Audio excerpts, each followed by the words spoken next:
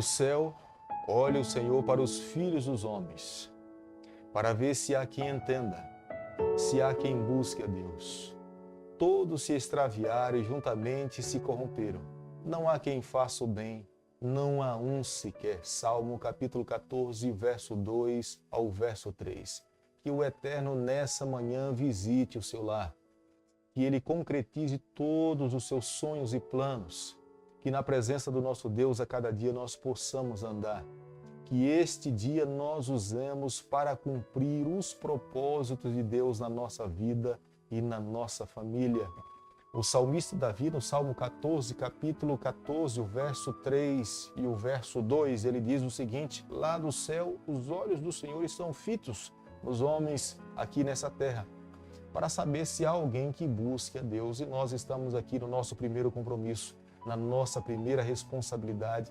Estamos com o nosso coração aberto para buscarmos o nosso Criador e deixarmos que a sua palavra conduza a nossa vida. Nós temos estudado um capítulo da palavra de Deus a cada manhã. Esse é o nosso primeiro desafio. Deixarmos que a palavra de Deus reavive, conduza a nossa trajetória, a nossa caminhada. E nesse momento eu quero convidar você para que você possa ter a palavra de Deus nas mãos, no capítulo 31 do livro de Gênesis, o verso 3. E disse o Senhor a Jacó: torna a terra de teus pais, a tua parentela, e eu serei contigo. As palavras de Deus foram muito claras a Jacó. Após Jacó viver por um período de aproximadamente 20 anos ali na casa de Labão, a riqueza que Jacó acumulou era muito notável na vida daquele homem. Deus tinha abençoado Jacó de uma forma grandiosa.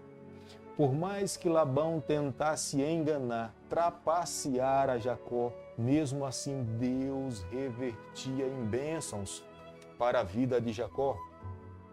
No momento do casamento de Jacó, Jacó esperava receber Raquel, mas recebeu Lia. Foi um dos primeiros enganos que Labão fez em direção a Jacó. E por mais de 10 vezes, Labão tentou mudar o salário de Jacó, tentando diminuir. Mas em vez de lhe causar prejuízo a Jacó, Deus revertia em bênção. E aqui nessa manhã, nesse momento, eu preciso mais uma vez lembrar a você: aqueles que são abençoados por Deus precisam confiar nessa bênção.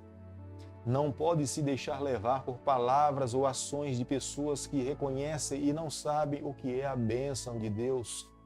Se nós fomos abençoados pelo Senhor, como aconteceu com a vida de Jacó, tenha certeza que as mãos do Eterno estarão sobre a tua vida.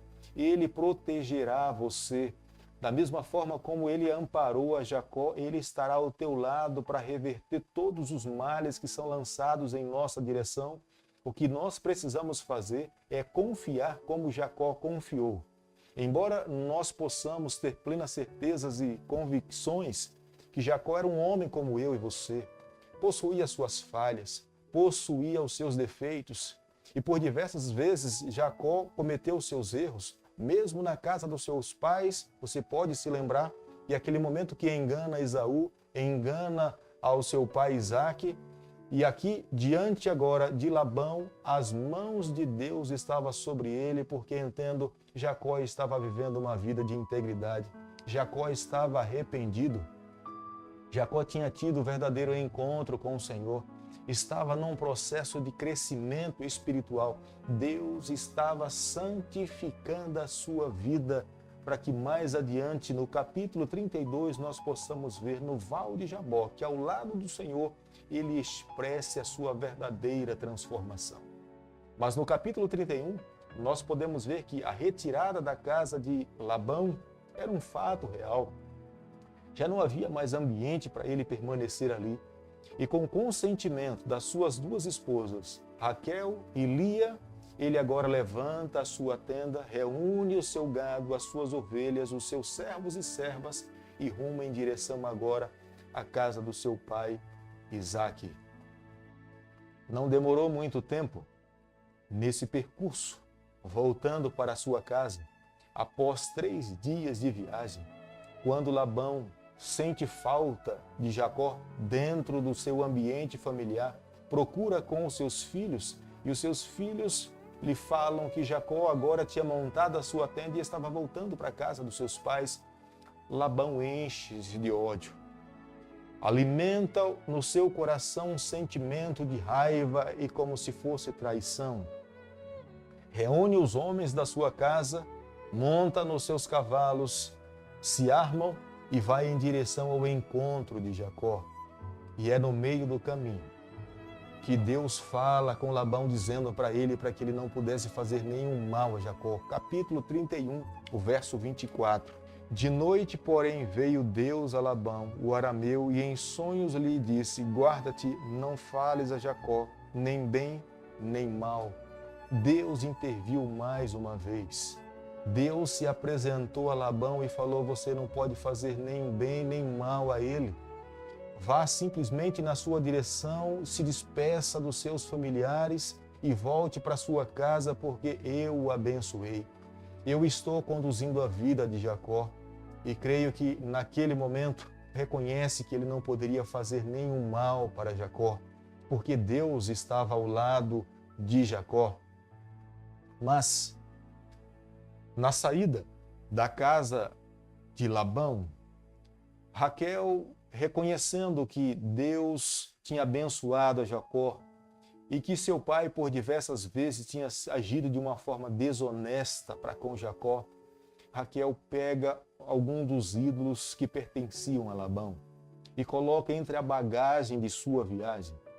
E uma das razões pelas quais Labão vai em direção com muito ódio para se encontrar com Jacó e com seus familiares é que dentro da sua casa ele tinha sentido falta de alguns pertences, e entre esses pertences eram os ídolos que ele em algum momento prestava adoração.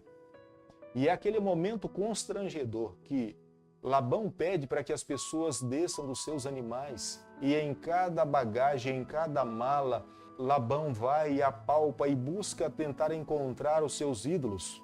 E é quando então Labão reconhece que a mão de Deus está sobre a vida de Jacó. A bênção que Deus profere sobre Jacó é o nascimento de mais um filho, Benjamim, que era filho de Raquel. E é quando Labão forma uma aliança. Capítulo 31, verso 44. Vem, pois, e façamos aliança, eu e tu, que sirva de testemunho entre mim e ti. Labão reconhece que a mão de Deus estava sobre a vida de Jacó. Ele não poderia fazer nenhum mal àquele homem. Deus tinha abençoado aquela família de uma forma grandiosa. Mas nessa manhã, nesse momento, ao estudarmos o capítulo 31, creio que Deus também faz um chamado a cada um de nós: sai dela, povo meu. Deus já não mais podia permitir ou consentir que Jacó, como sendo seu filho e filho da promessa, pudesse permanecer naquele ambiente, porque muitos ídolos estavam ali, e o chamado de Deus para Jacó é: sai dela, povo meu. Creio, meu amigo, que Deus também tem feito um chamado para cada um de nós que nos encontramos nessa manhã. Nós precisamos nos apartar dos ídolos que porventura possam fazer parte da nossa vida. Há quantos ídolos que em algum momento na nossa trajetória nós podemos acumular dentro da nossa bagagem? O ídolo do dinheiro, o ídolo do orgulho, o ídolo da presunção, o ídolo da vestimenta, o ídolo do consumismo e tanto outros ídolos que podem fazer parte da vida de um ser humano. E Deus faz um chamado. Se você faz parte do povo remanescente de Deus, se você almeja um dia receber a salvação em Jesus Cristo, é necessário deixar para trás esses ídolos. Não podemos agir como Raquel. Ao colocarmos em nossa bagagem, nós acabamos nos tornando cúmplices. Somos responsáveis. Em algum momento da nossa vida, esses ídolos terão uma influência sobre cada um de nós. É necessário deixar para trás. E tenho certeza nessa manhã, se é o teu desejo, se é o nosso desejo recebermos a salvação em Cristo, estarmos com o Senhor por toda a eternidade, é necessário hoje tomar uma decisão. É necessário fazer uma escolha. Se assim o fizermos, tenha certeza que Deus um dia ao voltar a essa terra irá se deparar com cada um de nós e nos concederá a alegria de estarmos com Ele e viver com Ele por toda a eternidade. Bondoso Deus e Pai, nas Tuas mãos nessa manhã nós nos colocamos. Toma conta do nosso coração, perdoa as nossas falhas, nos dê a alegria de um dia podermos estar com o Senhor para todo sempre. É o nosso pedido e a nossa oração e nós fazemos em nome de Jesus. Que o Senhor te abençoe e te guarde, que Ele faça resplandecer o seu rosto sobre você, que Ele tenha misericórdia de você, que sobre você, nessa manhã, Ele levante o seu rosto e conceda a sua paz em nome de Jesus.